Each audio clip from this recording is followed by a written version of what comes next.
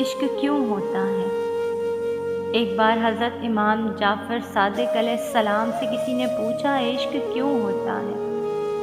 کسی انسان کو کوئی انسان اتنا اچھا کیوں لگتا ہے کہ اس کے سامنے ساری کائنات کچھ نہیں لگتی؟ امام جعفر صادق علیہ السلام نے جواب دیا، میں نے اپنے بابا سے اور انہوں نے اپنے بابا سے اور انہوں نے اپنے بابا سے یہ کہتے سنا، ہر انسان کے اندر اللہ تعالیٰ کی کوئی نہ کوئی صفت ضرور موجود ہوتی ہے۔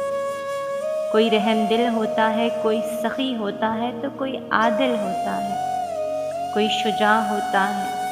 انسان اپنے اندر پائے جانے والے اوصاف کی خوشبو کسی دوسرے میں محسوس کرتا ہے تو اس کی طرف مائل ہونا شروع ہو جاتا ہے اور اس سے بات کرنا، اسے دیکھنا اور اس سے ملنا اسے اچھا لگتا ہے۔ اسے یہ لگتا ہے یہ میرا اور میں اس کا ہوں۔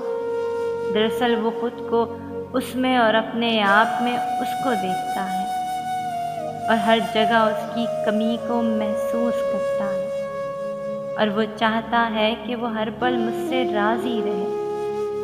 اسی کیفیت کو زمانے والے عشق کہتے ہیں۔